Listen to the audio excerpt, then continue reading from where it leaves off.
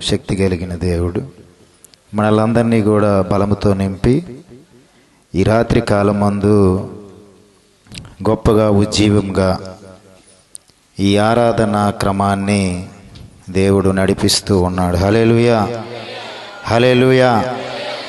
మీ ముందు నిలబడిన నేను యోగ్యుని కాదు, కానీ మీ అంత అనుభవం నాకు లేదు, కానీ కేవలము ఎందుకు పనికిరాని వాడిని, పెంట మీద చెత్త లాంటి వాడిని, గాలికి ఎగురు ధూళి వంటి వాడిని, నీటి మీద బుడగ లాంటి వాడిని దేవుని కృప ద్వారా మాత్రమే ఇక్కడ నిలబడి ఉన్నాను తప్ప ఎప్పుడో నేను నశించిపోయిన వారి సంఖ్యలో ఉండవలసిన వాడిని.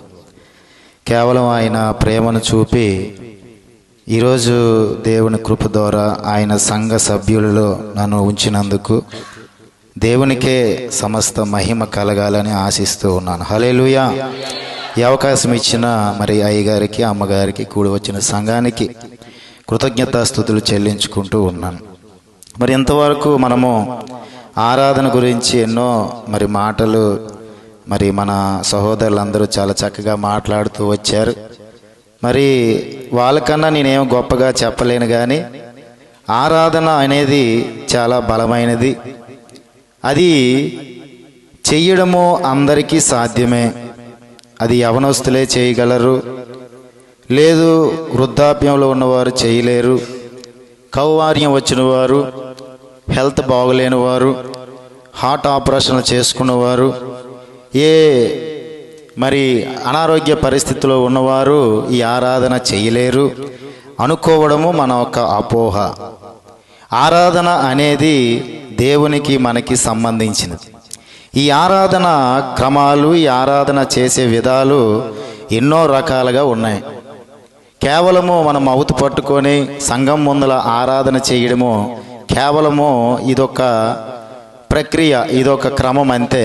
కానీ దేవుని బట్టి, దేవుడు మన జీవితాల్లో చేసిన మేలులు బట్టి ఆయన నిత్యము మనం స్తుతించడము, ఆరాధించడము, ఎన్నో రకరకాలుగా మన అంతరంగ సంబంధంగా దేవుడిని ఆరాధించే క్రమాలు ఎన్నో మనకి బైబిల్ గ్రంథంలో కనబడుతూ ఉన్నాయి. మన నిజ జీవితంలో కూడా మనం అనుభవిస్తూ ఉన్నాం. హల్లెలూయా, హల్లెలూయా. అయితే ఈ ఆరాధన మనం జరిగిస్తున్న మనము, ఈ ఆరాధన నడిపిస్తున్న మనము ప్రతి ఒక్కరి జీవితాల్లో ప్రతి ఒక్క వయసును బట్టి ప్రతి ఒక్కరము ఆరాధన జరిపిస్తూ ఉన్నాం. అయితే ఈ ఆరాధన జరిగిస్తున్న మనకి ఈ ఆరాధన వల్ల వస్తున్న లాభం ఏమిటి? ఈ ఆరాధన మనల్ని ఎక్కడికి తీసుకువెళుతుంది? లోకంలో ఎంతోమంది ఆరాధన చేసేవారు ఉన్నారు.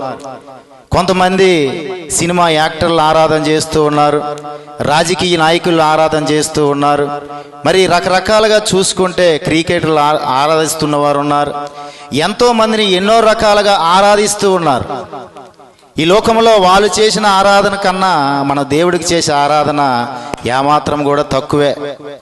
వాళ్ళు తెలియని వ్యక్తి కొరకు, తెలియని దాని కొరకు, పనికిరాని కొరకు, వ్యర్థమైన దాని కొరకు వాళ్ళందరూ ఆరాధన చేసుకుంటూ వెళ్ళిపోతూ ఉంటే, మనము నిజమైన దేవుని ఆరాధన చేస్తున్న మన ఈ దేవుని యొక్క ప్రజలుగా మనం ఉన్నాం.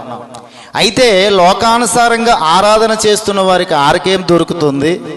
దేవుని నిత్యము రాత్రి అనక పగలనక ఆరాధన చేస్తున్న మనకేం దొరుకుతుంది? ఏం దొరుకుతుందో మనకి? దేవుణ్ణి ఆరాధించాలి, ఆరాధించాలని దైవ సేవకులు చెబుతూ ఉన్నారు కదా.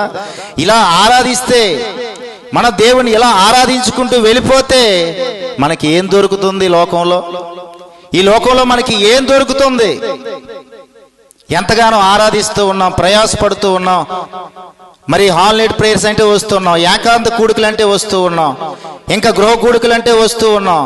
ఎంతగానో ప్రయాసపడి ప్రతి ఆరాధనలోనూ మనకు కలుసుకుంటూనే ఉన్నాం, ఆరాధిస్తూనే ఉన్నాం, వ్యక్తిగతంగా ఆరాధిస్తూ ఉన్నాం.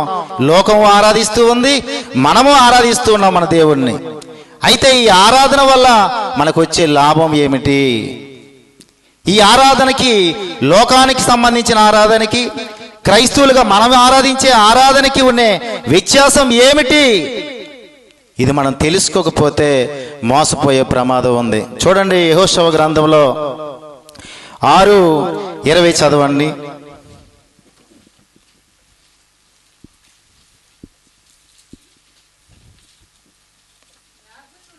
యాజకులు బూరలు ఊదగా ప్రజలు కేకలు వేసిరి. ఆ బూరల ధ్వని వినినప్పుడు ప్రజలు ఆర్భాటముగా కేకలు వేయగా ప్రాకారములు కూలిను. హల్లెలూయా, హల్లెలూయా. ఇక్కడ ఒక ఆరాధన జరుగుతూ ఉంది. యెరికో పట్టణంలో ఒక ఆరాధన జరుగుతూ ఉంది. ఈ యెరికో పట్టణము శాపగ్రస్తమైనది. దేవుడు ఇశ్రాయేలు జనాంగానికి ఆ యొక్క యెరికో పట్టణం అప్పగిస్తానని మాట ఇచ్చాడు. ఈ యొక్క ఇశ్రాయేలు జనాంగం అందరూ కూడా అక్కడ కూడుకున్నారు. ఆ పట్టణం యొక్క ప్రాకారాలు చూస్తే చాలా బలంగా ఉన్నాయి, రాతితో కట్టబడి ఉన్నాయి, చాలా ఎత్తుగా ఉన్నాయి, ఆయన తలుపులన్నీ మూయబడి ఉన్నాయి. అయితే ఇది జయించడం ఎలా అని ఇశ్రాయేలు జనాంగం అందరూ ఆలోచిస్తూ ఉండగా ఈ ఇశ్రాయేలు జనాంగానికే దేవుడు ఒక ఆరాధన క్రమాన్ని నేర్పిస్తూ ఉన్నాడు. మనం చేస్తున్న ఆరాధన ఎటువంటిది అని అంటే ఇక్కడ దేవుని వాక్యం చెబుతూ ఉంది. వీళ్ళు ధ్వని చేస్తూ ఉండగా, ఆర్భాటంగా కేకలు వేస్తూ ఉండగా ప్రాకారములు ఏమైపోయాయి? కూలిపోయాయి. మనం చేస్తున్న ఆరాధన మనకి ఏమిస్తూ ఉందంటే జయాన్ని ఇస్తూ ఉంది. మనలో మనము చేస్తున్న ఈ ఆరాధన మనకి తెస్తూ ఉంది అని అంటే గొప్ప జయాన్ని మనకి ఇస్తూ ఉంది, గొప్ప బలాన్ని ఇస్తూ ఉంది. మన జీవితాల్లో గొప్ప ప్రాకారంలో కనబడుతున్న మన సమస్యలు, మన యొక్క ఆర్థికమైన పరిస్థితులు, మన యొక్క ఆర్థికమైన పరిస్థితులు అవ్వచ్చు, లేకపోతే మన శరీర సంబంధమైన పరిస్థితులు అవ్వచ్చు, లేదు ఇంట్లో ఉన్న ఎన్నో రకాలైన అసమాధానం అవ్వచ్చు. ఇటువంటి భయంకరమైన ప్రాకారాలుగా కనబడుతున్న ఇవన్నీ మనం జయించాలి అని అంటే మనం తప్పనిసరిగా దేవుణ్ణి ఆరాధించేవారుగా ఉండాలి. హల్లెలూయా, హల్లెలూయా. మనకి దేవుని యొక్క ఈ ఆరాధన మనకి ఏం తెస్తూ ఉందని అంటే గొప్ప విజయాన్ని తెస్తూ ఉంది. దావీదు ఒంటరిగా అరణ్యంలోనూ ఆరాధిస్తూ ఉండగా దావీదు దగ్గరికి ఒక సింహం వచ్చింది. తన గొర్రె పిల్లని ఎత్తుకొని వెళ్ళిపోతూ ఉంది. దావీదు ఆరాధిస్తూ ఉండగా దేవుని ఆత్మ కలిగిన దావీదు బలముగా బహుబలముగా దేవుని ఆరాధిస్తూ ఉన్నప్పుడు ఆ సింహము ఆ యొక్క గొర్రె పిల్లని వెతుకెళ్ళిపోతూ ఉంటే ఏమీ కూడా భయపడకుండా దాని వెనకాతలే వెళ్ళి తను చీల్చివేసి తన గొర్రె పిల్లను రక్షించుకున్నాడు దావీదు. తరువాత మళ్ళీ ఏమొచ్చిందని అంటే ఎలుగుబంటి వచ్చింది. ఎలుగుబంటి కూడా తన యొక్క గొర్రె పిల్లని ఎత్తుకెళ్ళిపోతూ ఉంటే దావీదు ఆత్మస్వరూపుడై గొప్పగా దేవుని ఆరాధిస్తూ ఉన్నప్పుడు ఆ బలము ద్వారా దాన్ని మళ్ళీ తన గొర్రె పిల్లను రక్షించుకోగలిగాడు. ఇదిగో గొప్ప యుద్ధం జరుగుతూ ఉంది. యుద్ధంలో ఎవరు ముందుకు వెళ్ళలేకపోతూ ఉన్నారు. ఈ యుద్ధం ఎన్నో రోజులు బట్టి బారులు తీరి ఉన్నారు. ముందుకు వెళ్ళే ఒక్క బలవంతుడు లేదు, ధైర్యవంతుడు లేడు.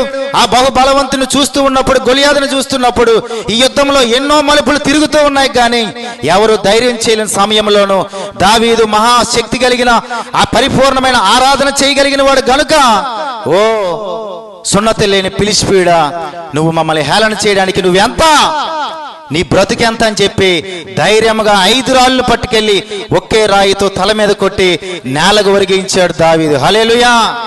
అంత బలమైన ఆరాధన మనం జరిగిస్తే గాని మన జీవితాల్లో ఉన్న ఆ భయంకరమైన ప్రాకారాలు కనబడుతున్న మన సమస్యలని మనం గెలవలేం. మనం చేస్తున్న ఆరాధన